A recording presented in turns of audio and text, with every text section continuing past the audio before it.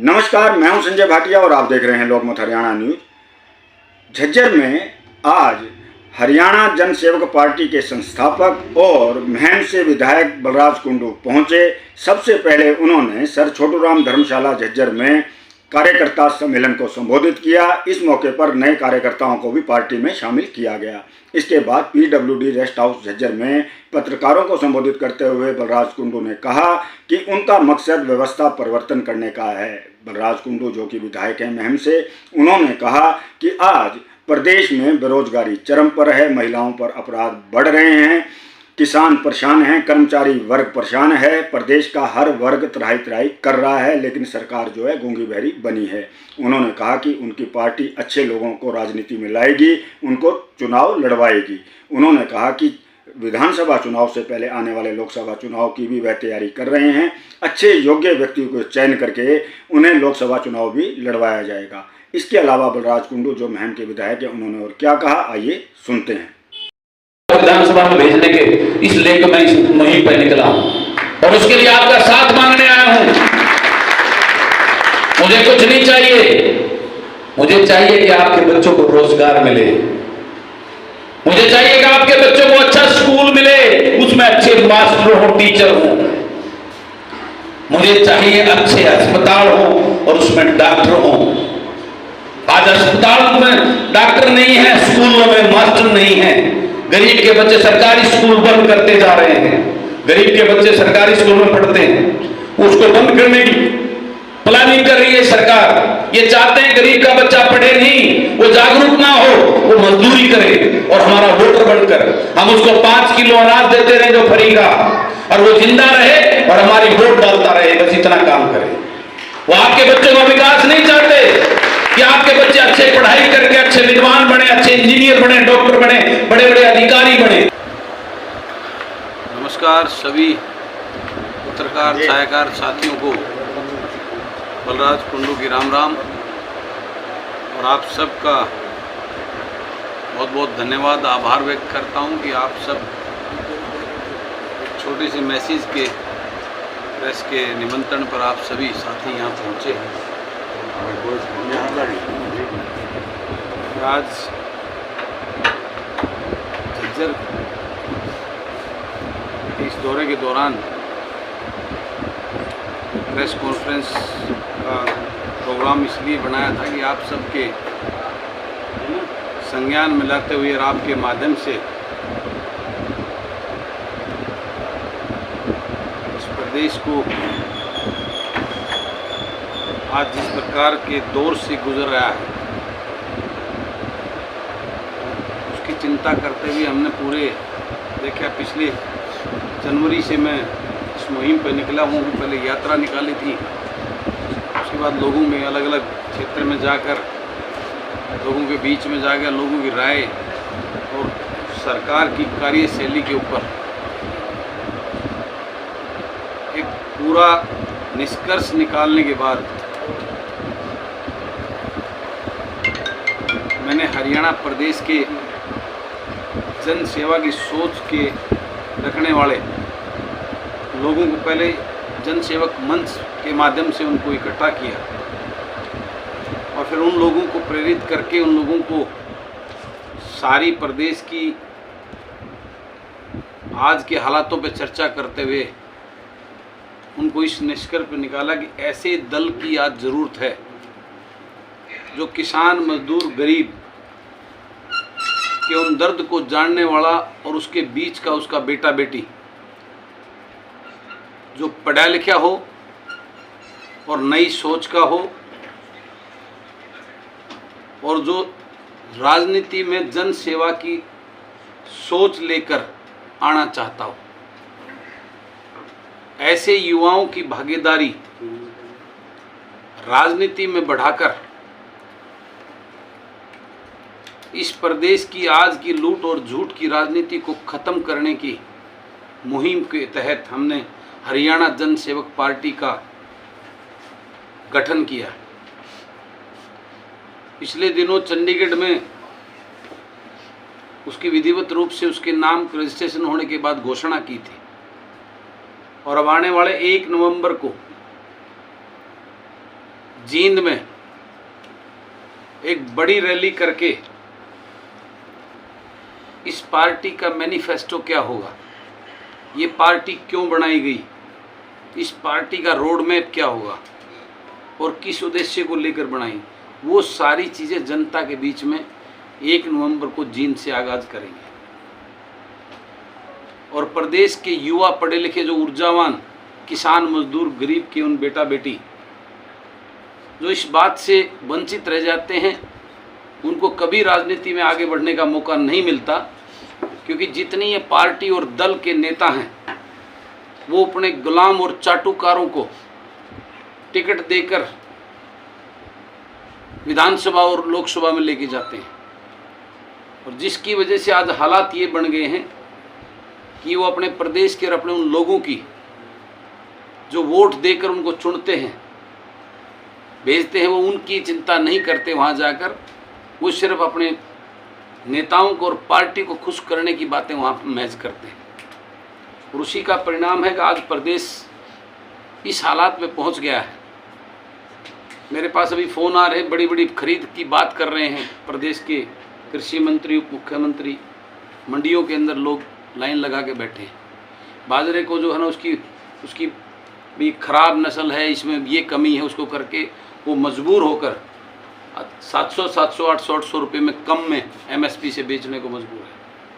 कहीं पोर्टल काम नहीं कर रहा है, कहीं उनको टोकन नहीं मिल रहा। इस प्रकार से किसान को कितनी बुरी तरीके से परेशान किया जा रहा है। ये सारी व्यथाएं आज स्कूलों में टीचर नहीं है, उनको बंद किया जा रहा है। हॉस्पिटल में डॉक्टर नहीं है, उनका बुरा हाल है। हर वर्ग आज पीड़ित और परेशान है।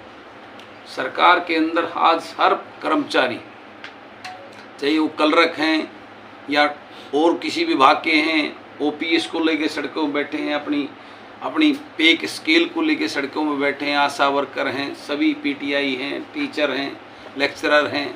हर वर्ग आज प्रदेश का आज सड़कों पर आंदोलन कर रहा है। आज ऐसा लगता है जैसे जंगल राज हो गया। आए दिन मर्डर, लूट और आलम ये हो गया।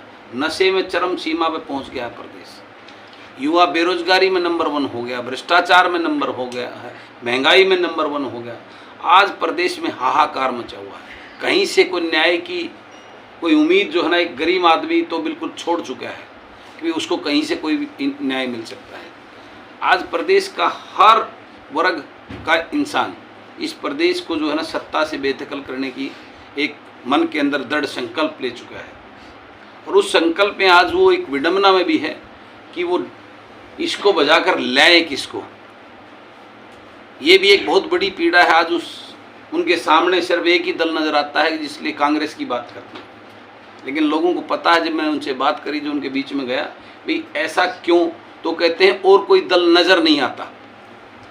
नहीं तो वही 9 साल पहले जिस कांग्रेस को इस प्रदेश के लोगों ने नकार कर, भाजपा जो बिल्कुल ही नहीं थी, उस भाजपा को एक उम्मीद के साथ लेके आए थे। लेकिन इस भाजपा ने इस 9 साल के कार्यकाल में उसी कांग्रेस को अच्छा करवाने का काम कर दिया। सारी सीमाएं लांघ दी इन्होंने। लूट और भ्रष्टाचार की इस प्रदेश को जाति पात के नाम पर और जहर घोलकर इसको बर्बाद करने के नाम पर आज लोग बड़ी पीड़ा और विडंबना में हैं। उन लोगों को एक नया विकल्प देने की सोच, उनके बेटों को, युवाओं को राजनीतिक प्लेटफार्म देने के लिए हमने इस दल का गठन किया, ऐसे लोगों ने मिलकर।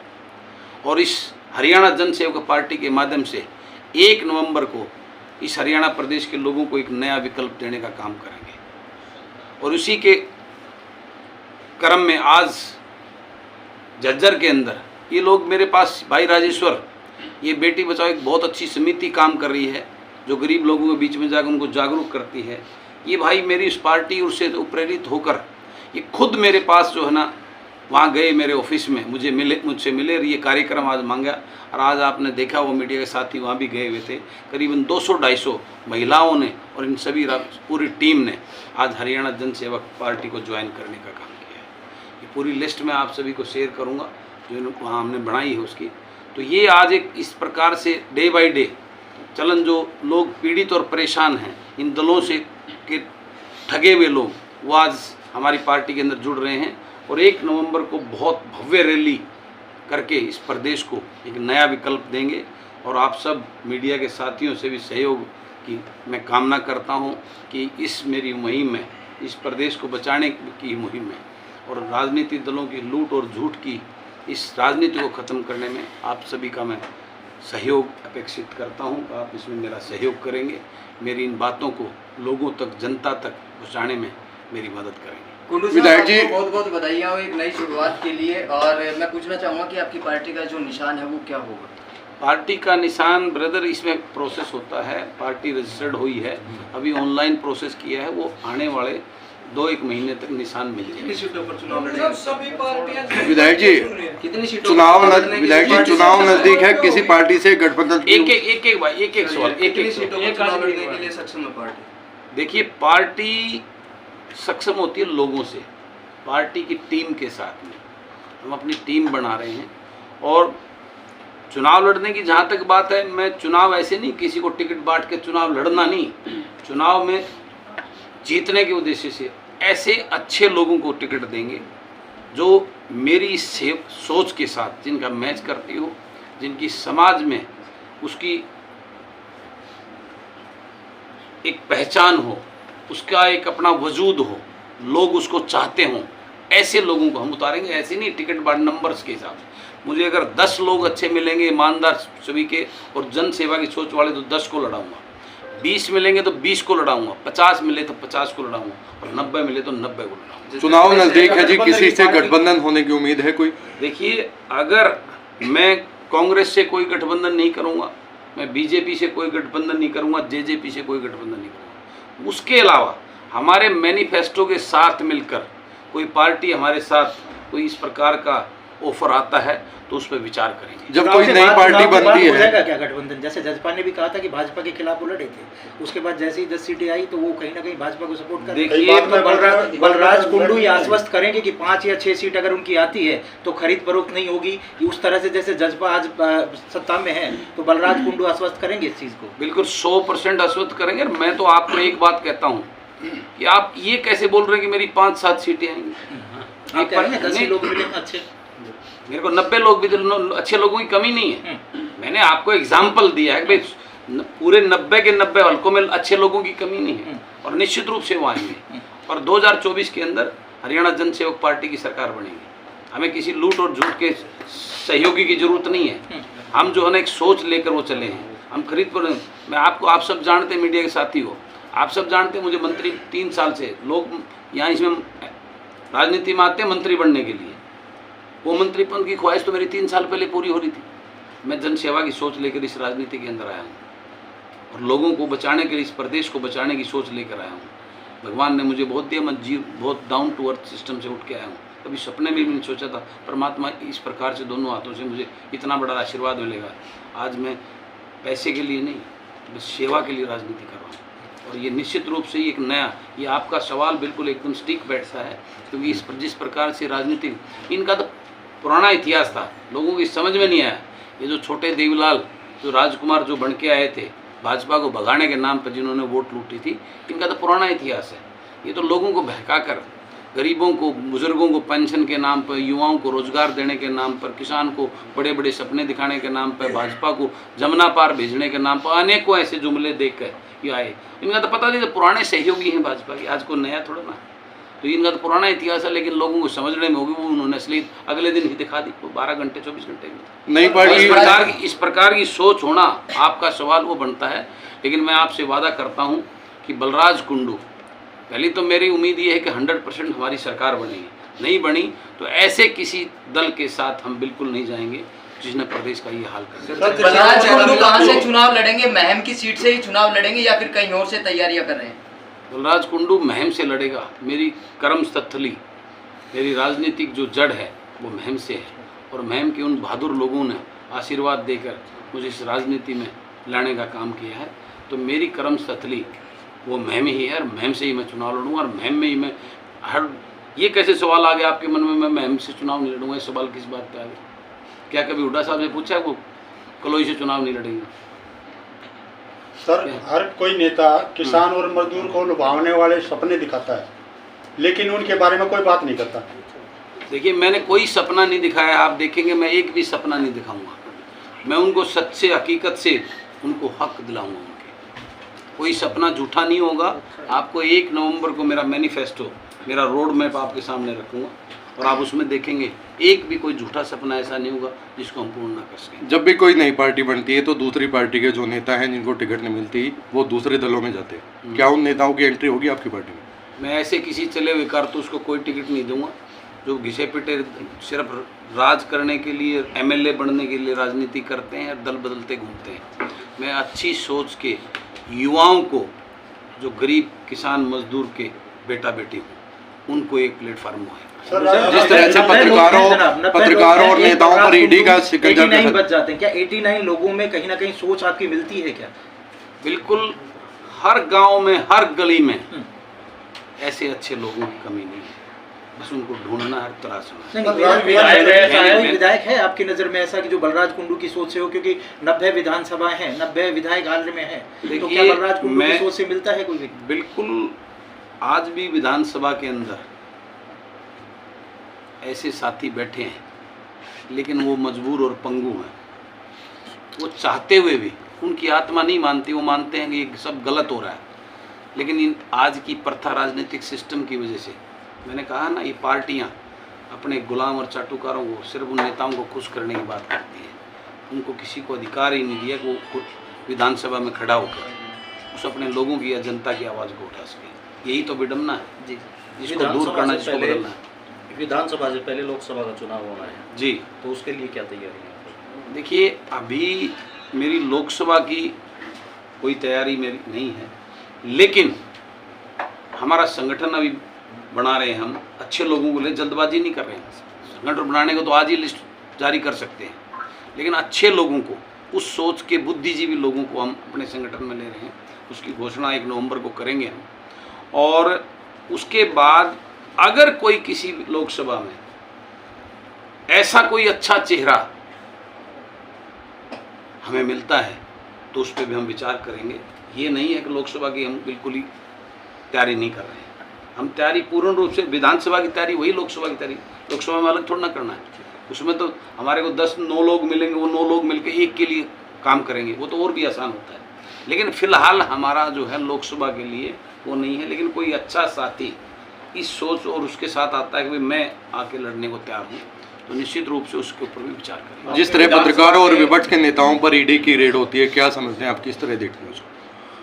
ये तो आज वो हथियार हो गया है जो पॉलिटिकल तंत्र में लोकतंत्र को ख़त्म करने वाला हथियार, इसका मिसयूज़ हो रहा है। और ये आज नहीं, सदियों से होता आया है। वैसे तो इंदिरा गांधी के टाइम में भी इसका बहुत मिसयूज़ होता था, कांग्रेस के फुलराज में बहुत मिसयूज़ होता था। इन्होंने थोड़ा सा उसको ज़्यादा कर दिया। उस टाइम पे सोशल मीडिया ये नहीं थी, नहीं था, ये दल तो इसका यूज़ करते ही आए हैं पहले से, लेकिन आज इसका बहुत ज़्यादा किया जा रहा है। वो दिखता भी है, वो राजनीतिक द्वेष की वजह से उनको दबाने के लिए, उनको रोकने के लिए बिल्कुल ये सामने नज़र आता है। जो पहले इस प्रकार का थोड़ा सा इतना ओपन नहीं होता था, होता पहले भी था, इसमें कोई दो राय नहीं। वीरेंद्र डोमरखा जी ने ये कहा है कि भाजपा अगर जजपा से नहीं छोड़ती है तो वो भाजपा छोड़ देंगे, क्या समझते हैं आप इसको? देखिए, चौधरी वीरेंद्र सिंह मेरे आदरणीय हैं, बड़े हैं वो। मैं तो उनको यही कहता हूँ कि वो, उनको 82 साल की उम्र होगी, उनको रेस्ट करना चाहिए। और वाकई में अगर इस हरियाणा का भला चाहते हैं तो किसी ऐसे युवा को जो वाकई में अपनी अब वो ललक छोड़ देनी चाहिए 82 साल के अंदर। क्या सर होने के बाद में एज निर्धारित होनी चाहिए क्या राजनीति में? बिल्कुल होनी चाहिए। जब एक हर एम्प्लॉय की एज निर्धारित है तो निश्चित रूप से मेरा ये मानना 70 साल मैक्सिमम एज इस पॉलिटिक्स में होनी चाहिए। कुंडू साहब, कल सुप्रीम फैसला आया है, 2 महीने का टाइम दिया है पंजाब सरकार को SYL के मुद्दे को लेकर, इस पर आपका क्या कहना है? ये एक ऐसा राजनीतिक स्टंट है इस प्रदेश में, ये पिछले 30 साल से चला रहा है। और ये नहर तो पिछले 30 साल पहले बनी थी।